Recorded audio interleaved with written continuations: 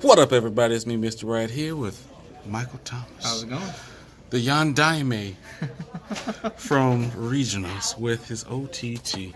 I don't know if y'all seen him there. If you didn't, I personally know him. He's my friend. Y'all can suck it. Anyway, he's going to go through his profile of what he has now. Some things did change from his build then, so take it away. All right, I'm going to go ahead and start with the threes. So first, a lot of people usually run about 4 of her, but I see that her consistent pressure for me is just a good at 1 or 2 because I seem to like this card a little bit more, which most of you all don't know about or don't usually go with. But this allows me to basically set up my end of turn to heal or add critical pressure to my Vanguard at the end of my turn. That way, instead of me having to worry about what I'm going to check for damage, I can basically manipulate it to where if I'm playing a rush deck, they have to apply pressure more than what they were planning on. I can also shut down Aquaforce and Nova Grapplers really easy by damage checking that way. The next card I run, of course, is the Deer. It is a good staple, but I'm probably going to remove this from a 3 of down to a 2 of. Although it has decent consistency, I could see a little bit more value in maybe 1 more Imperial, so I might be testing around with that. But of course, my main card is my Amaterasu's, so I run that at a 4.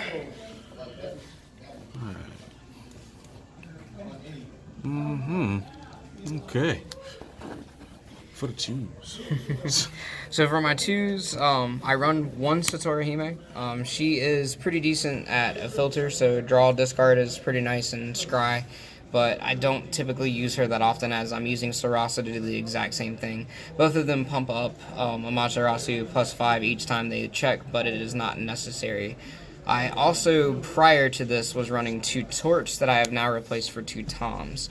The Torts were okay, but Toms are more consistent. I don't have to worry about having 10 cards in my hand and dead drawing into an 8K.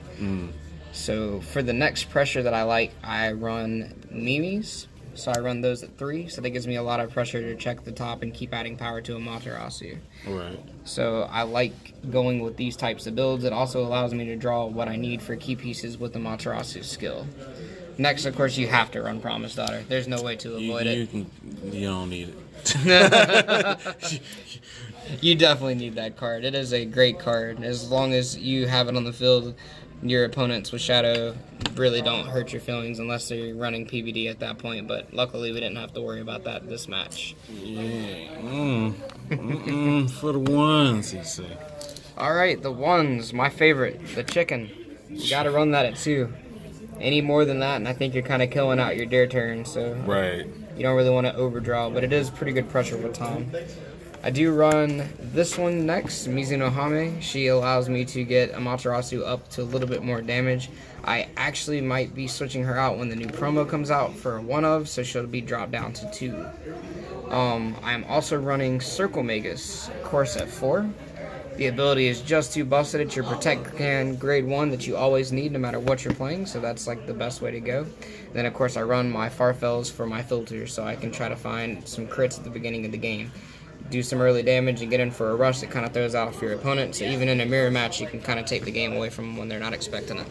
Get out of here with that nonsense. With the triggers, should be pretty staple. Yeah, triggers are pretty staple. I don't think they ever change. You know, put them in a heart. It's 8 crits. It's love. It's all love. Right. And then you got, let's see here, your 4 draw and your 4 heal. Right. Which that might change a little bit. I'm not really sure if I'm going to do anything else with it, but for the time being, this is just going to be what it is. Right. And of course, the starter isn't the bunny. I do not like the bunny. The lore on the bunny is very weird. It's an old Japanese folktale that I just tend not to really like. I appreciate that. I definitely care about kids. So we're gonna run with laws and mages here and just keep going until we see what else we got. But that is my build. It is a counter to most of the meta that is out there. I try not to be consistent to a meta build. I don't like cookie cutter, but versatility wise, I get to shut down a lot of decks. I don't have a problem with Grand Blue at all. I don't lose to Grand Blue. Aquaforce, it could be tough depending on what happens. Nova Grapplers, usually I can take the win. Right. I don't have to worry about that. Dimension Police is a hard matchup for me. Their numbers, I have to guard early, so it turns off Circle for me a lot.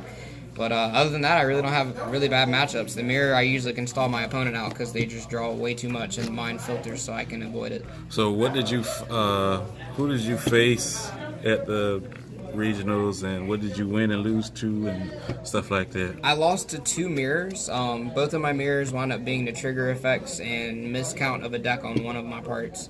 I miscounted my deck on one of my opponent's turns, and I drew a card I did not need to draw, which cost me the game.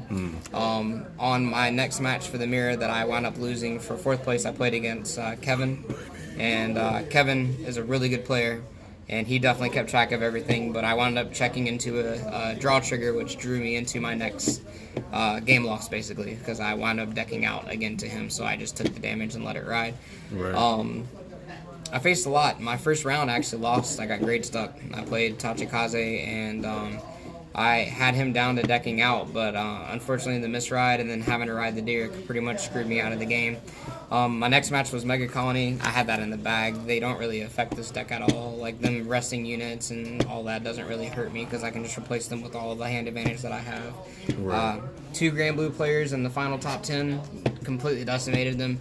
I gave one person 1 damage. He had 22 cards in his hand at the end of the game, and he lost due to deck out. He milled too much. Grand Blue is a really easy matchup for this clan, so it doesn't really affect me. And in 2 mirrors of the aggressive build of meta for OTT, I decked them out, both of them, in 2 consecutive games. So 4 deck outs for the entire day, which is kind of funny and a little scummy, feels like it, but hey, I mean, it's a win. A win's a win. Right. So, but yeah, that's my build. I mean, I'm proud of it. 4th place ain't too bad for a first timer. First time going to read. I appreciate that. All right. Appreciate the deck profile, Mike. And if y'all seen this guy, played against him, y'all know he the real business. I did post 2 games up of him against my Aqua Force and against my Spikes. And hopefully y'all check those out. Holla at your boy. Pulp Central Gaming, South Carolina. What's the address, Mike? 4046 Fernandina Road. That's right. Come on through. They got everything you need.